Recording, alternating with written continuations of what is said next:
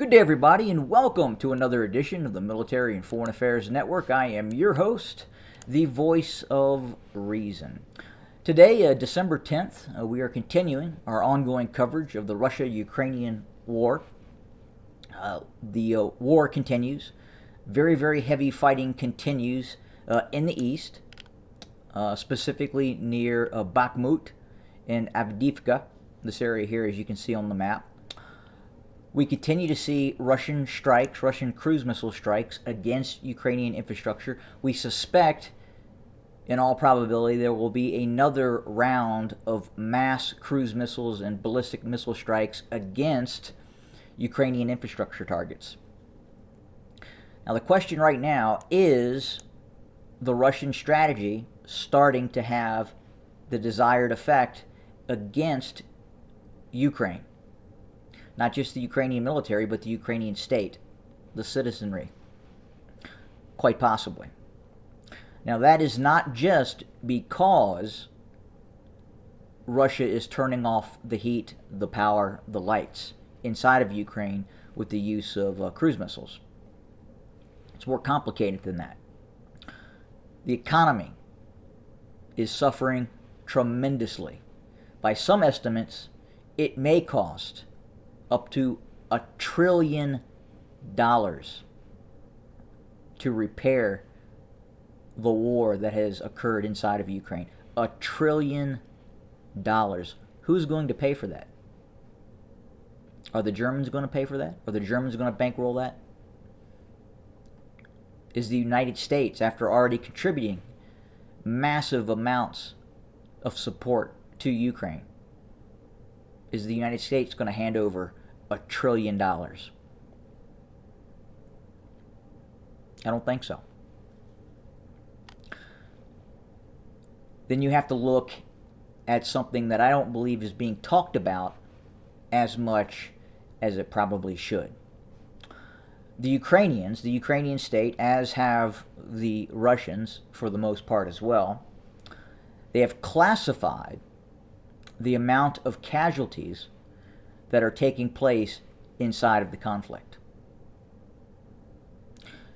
The information that is filtering in, it's very difficult to get this information, but all indication points towards massive casualties being suffered by the Ukrainians. The United States has acknowledged that it believes up to 100,000 Ukrainians have been killed or wounded. These are battlefield personnel, troops,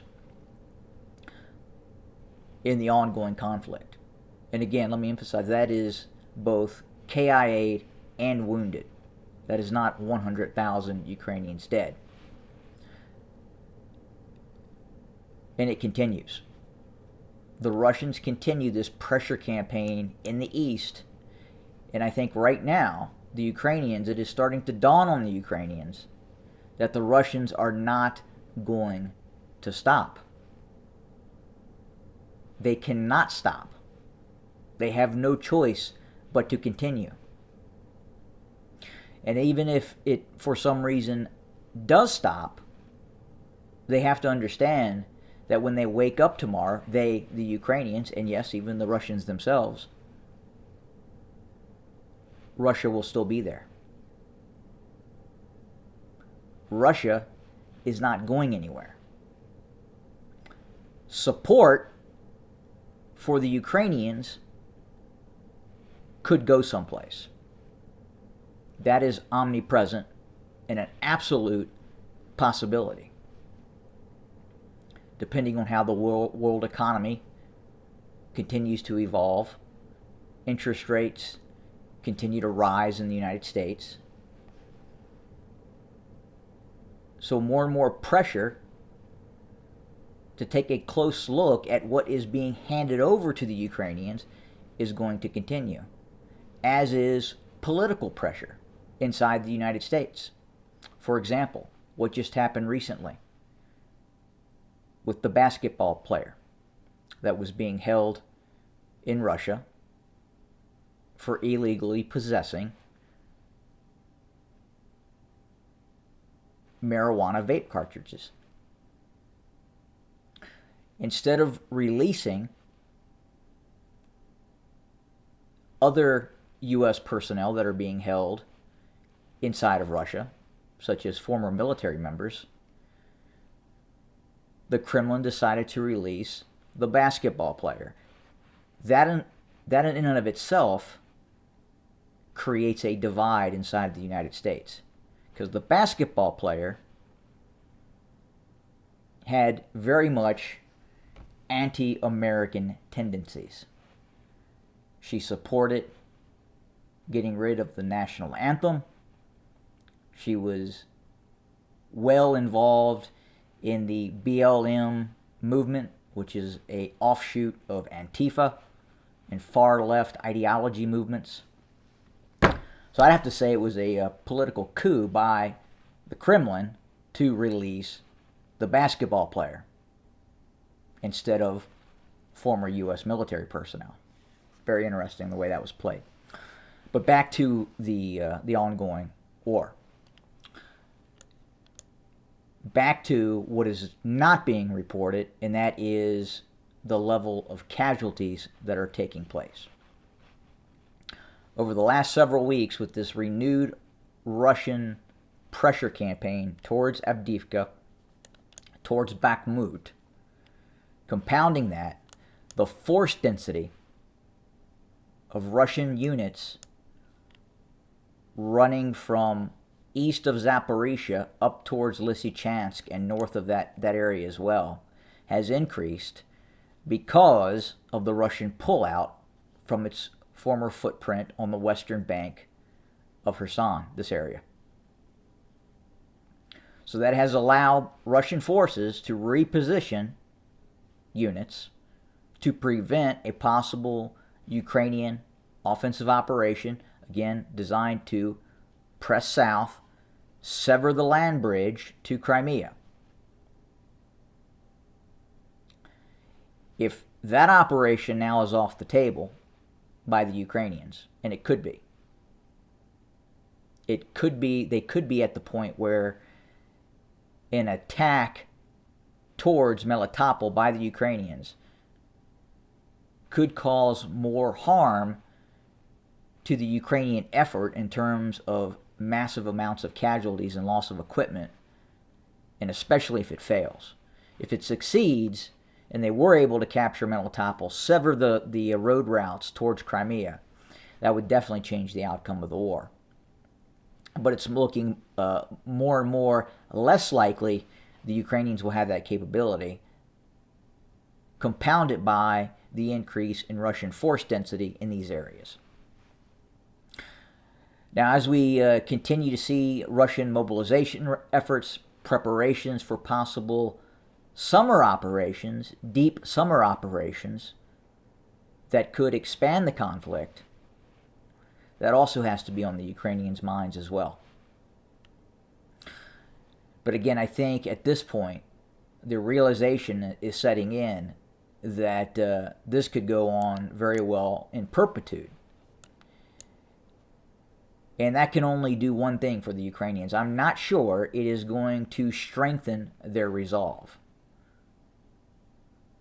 Going through winters without power, without heat, electricity, freezing to death, food getting scarce depending on where you're at. And if the Russians start to launch an effective interdiction campaign in terms of severing the bridges along the Dnieper River, that could prove very problematic for Ukrainian forces as well. Not only Ukrainian forces, but the Ukrainian people living east of the Dnieper River.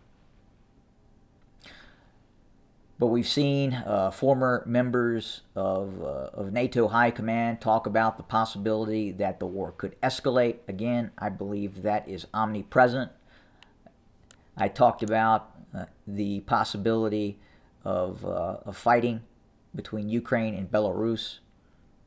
I've even talked about the possibility of a Ukrainian invasion of Belarus.